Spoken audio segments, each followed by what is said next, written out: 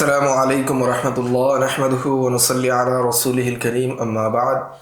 এই দর্শে আমরা আলোচনা করব যখন আসহাবে মাযহাব ইমাম আবু হানিফা, ইমাম আবু ইউসুফ, ইমাম মুহাম্মদ, ইমাম জুফার তাদের মধ্যে যদি ইখতিলাফ হয় তাহলে তার মূলনীতি কি, এবং ইমাম আবু হানিফার বিপরীতে যদি ইমাম আবু ইউসুফ এবং মুহাম্মদ ইখতিলাফ করেন তাহলে এর হুকুম কি হবে। এই বিষয়ে আমরা গত দর্শে সংক্ষিপ্তভাবে শেরের মধ্যে আলোচনা করেছিলাম।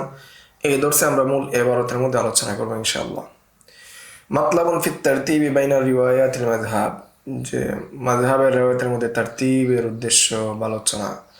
ওয়াল হুকমু ফিমা ইযা খালাফা সাহিবানি আল ইমাম, এবং হুকুম যখন সাহিবাইন তার ইমামের ইখতিলাফ করে, ইমামের মুখালাফাত করে, এর হুকুম কি তা নিয়ে আলোচনা। قد علمت ما قررناه آنفا أن ما اتفق عليه أئمتنا لا يجوز لمجتهد في مذهبهم أن يعدل عنه برأيه لأن رأيهم أصح। তুমি জানতে পেরেছো যে আমরা আলোচনা করেছি ইতিমাত্র যেই মতের উপর আমাদের তিন ইমাম, ইমাম আবু হানিফা, ইমাম আবু ইউসুফ, ইমাম মুহাম্মদ, তিনজন ইমাম ঐক্যমত পোষণ করেছেন, সেই মত থেকে কখনো একজন মুজতাহিদ সেই মত থেকে তার নিজস্ব চিন্তা থেকে, নিজস্ব চিন্তার মাধ্যমে সেই মত থেকে সে বের হতে পারবে না, সেই মতের বিরোধিতা করতে পারবে না। লিআন্না রায়হুম আসাহ, কেননা তার যে রায়, তার যে মত সেটা বিশুদ্ধ মত, তাদের রায় যেটা রয়েছে সেটা বিশুদ্ধ। ও আশারতু হুনা ইলা আন্নাহুম ইযা ইখতালাফু, এবং আমি ইশারা করেছি যে যখন তারা ইখতিলাফ করবে, ইয়াকদ্দামু মাখতারাহু আবু হানিফা, তখন প্রাধান্য দেওয়া হবে যেটা ইমাম আবু হানিফা গ্রহণ করেছেন সেটাকে প্রাধান্য দেওয়া হবে। সাওয়াউন ওয়াফাকাহু আহাদু আসহাবিহি আও লা, চাই তার কোনো শাগরেদ তার মুওয়াফাকাত করুক অথবা না করুক।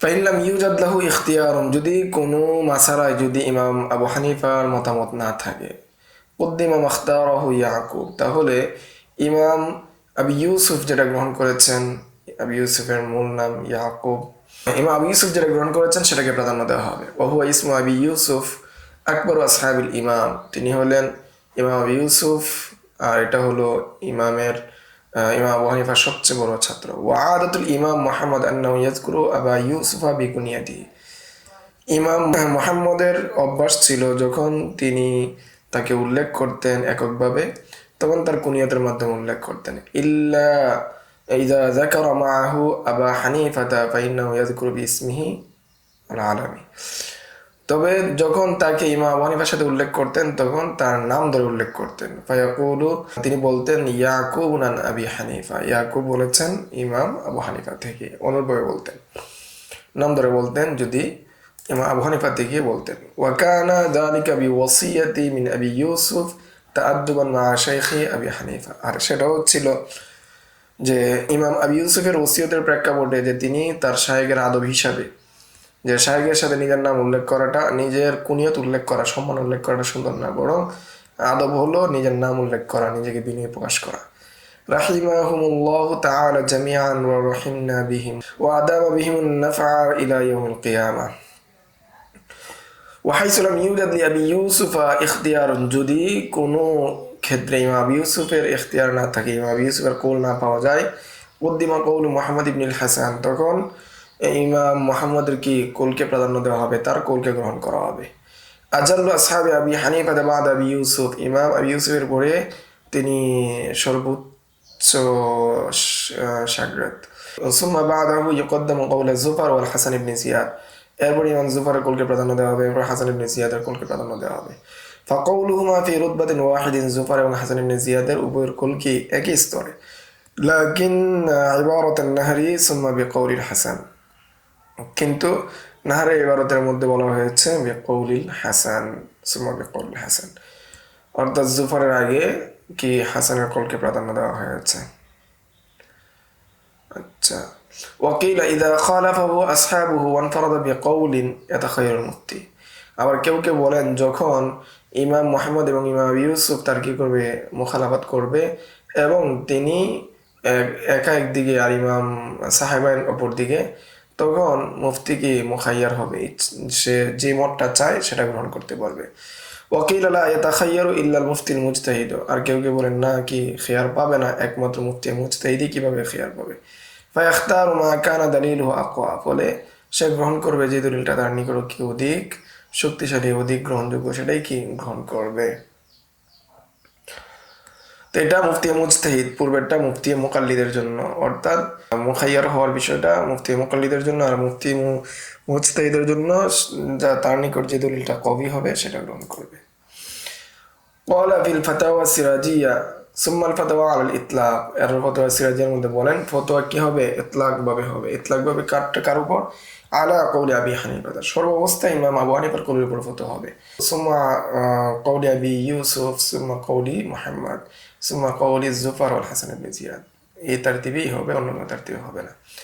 ওয়াকিল ইযা কানা আবু হানিফা ফি জানিবিন ওয়া সাহিবাহু ফি জানিবিন, কেউ কেউ বলেন যখন ইমাম হানিফা একদিকে আর সাহাবান অন্যদিকে, ফাল মুফতি বিল খিয়ার ওয়াল আউয়ালু আসাহু ইযা লাম ইয়াকুনিল মুফতি মুজতাহিদান ইনতাহা, আর তখন মুফতি কি থাকবে, খিয়ার থাকবে, আর এটাই কি বিশুদ্ধ অভিমত যদি মুফতি কি হয়, মুজতাহিদ হয়।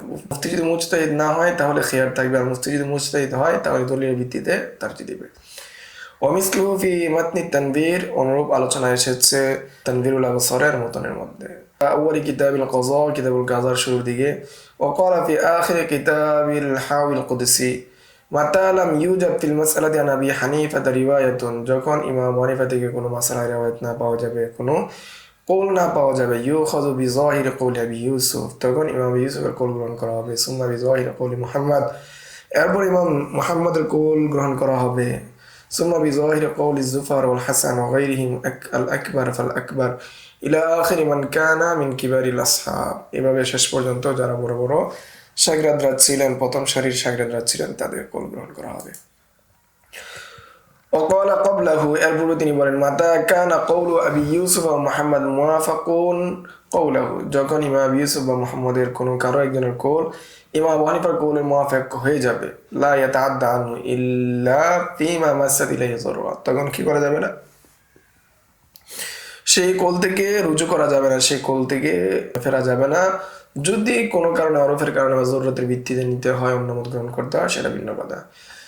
وعلم أنه لو كان أبو حنيفة رأى ما رأوا لأفتى به, যদি ইমাম আবু হানিফা যে মত পোষণ করেছেন সেই মত যদি সাহাবায়ে এই মতই পোষণ করেন, তাহলে রাআওয়া মা রাআওয়া, যে যদি এই মতই পোষণ করে তাহলে এটার উপরে ফতোয়া দেওয়া হবে। ওয়াকাযা ইযা কানা আহাদুহুমা মাআহু, অনুরূপভাবে যদি দেখা যায় একদিকে ইমাম আবু হানিফা, তার সাথে ইমাম ইউসুফ অথবা মুহাম্মদ, দুজনের একজন রয়েছে, অপরদিকে অন্যজন রয়েছে, তাহলে ওই সময়ও ইমাম আবু হানিফার সাথে যে রয়েছে তার সাথে ইমাম আবু হানিফার সাথে একজন থাকার কারণে ইমাম আবু হানিফার কওলের উপরই ফতোয়া হবে। ফাইন খালাফাহু ফি যাহিরি, কিন্তু বাহ্যিকভাবে যদি সাহাবায়ে ইমাম আবু হানিফার মুখালাফাত করেন, ক্বালা বা'দুল মাশায়েখ, এই ক্ষেত্রে কতক মাশায়েখগণ বলেন ইয়াখুযু বি যাহিরি কওলিহি, তাহলে ইমাম আবু হানিফার কওলকে গ্রহণ করা হবে। ওয়া ক্বালা বা'দুহুম, আর কতক উসুলবিদগণ বলেন আল মুফতি মুখায়্যারুন বাইনাহুমা, যে মুফতি কি হবেন, দুইটা কওলের যে কোনো একটা কওল গ্রহণ করার স্বাধীনতা পাবেন। ইনশা আফতা বি যাহিরি কওলিহি, চাই সে বাহ্যিক কওলের উপর ফতোয়া দিবে, ও ইনশা আফতা বি যাহিরি কওলিহিমা, অথবা সে যদি চায় সাহাবাদের কওলের উপর ফতোয়া দিবে। ওয়াল আসাহু আনাল ইবরাতা লিকুওয়াতিদ দালিল, কিন্তু বিশুদ্ধ অভিমত হলো দলিল শক্তিশালী হওয়ার বিবেচনা, কিন্তু দলিল শক্তিশালী হওয়ার বিবেচনা করা তো একজন মুফতি মুজতাহিদের কাজ, অন্য কেউ করতে পারবে না।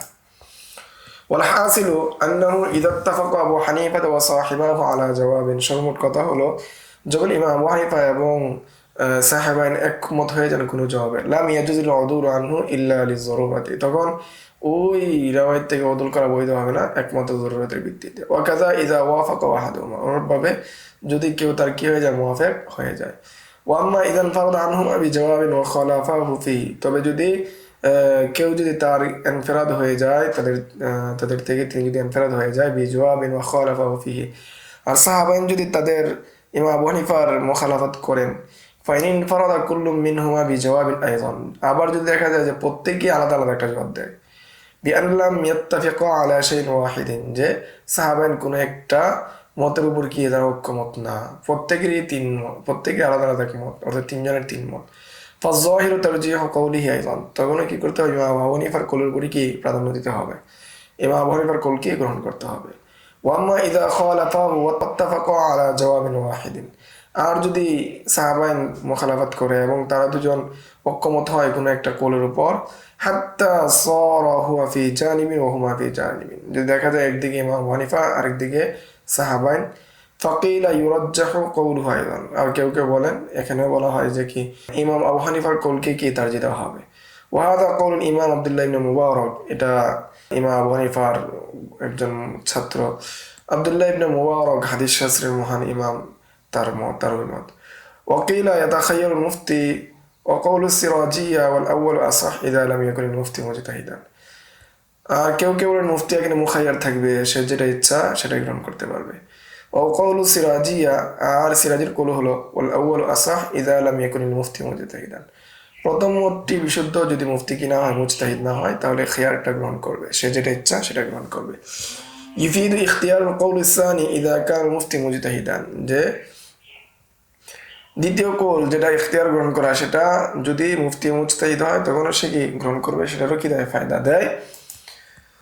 ওয়া মা'না তাখিরু, এখানে তাখিরের অর্থ হলো আন্নাহু ইয়ানজুরু ফিদ দালিল, সে দলিলের দিকে নজর দিবে, ফায়ুফতি বিমা ইয়াযহারু লাহু, এবং ফতোয়া দিবে তার নিকট যেটা সুস্পষ্ট হয়। ওয়ালা ইয়াতাআয়ানু আলাইহি কওলুল ইমাম, এই ক্ষেত্রে শুধু ইমাম আবু হানিফার কৌল গ্রহণ করা নির্দিষ্ট হবে না।